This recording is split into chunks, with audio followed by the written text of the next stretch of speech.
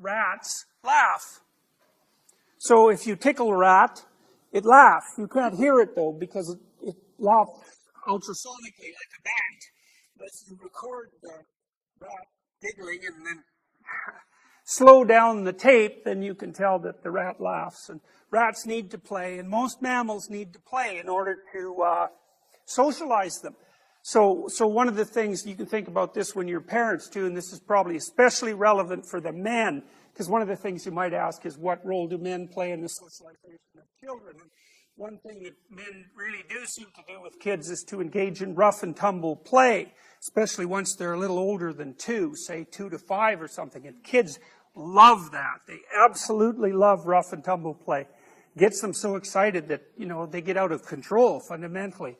But rough and tumble play is an excellent mode of socialization because it teaches the child the distinction between aggression and too much aggression, right? Because if you're wrestling with a kid, the kid has to keep their behavioral output under a fair degree of control to keep the game going, to make it rough enough to be exciting, but not so rough that they get hurt or, you know, that they stick their thumb in their dad's eye or something like that. And you can think of that from a Piagetian sense too, because it's a game. But imagine that if you're trying to figure out how to configure yourself around other people, if you haven't had that rough and tumble play, you don't really know where the boundaries of your body are, you know, and you don't know how much you can take and how much you can be stretched and how much you can be thrown around and when something actually hurts rather than is frightening. And so all of that intense sort of play that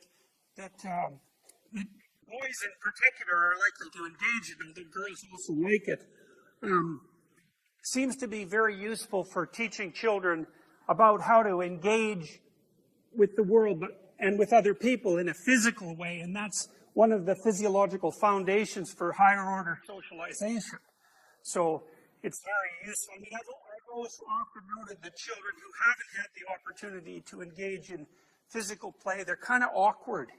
You know, they're not seated well in their body, and it's like they're kind of vague physically. Whereas the ones who've been twisted around and bent and thrown up in the air and, you know, wrestled in general, they're a lot more conscious of their limits and their abilities in their body. And they're also much more able to invite other kids to play.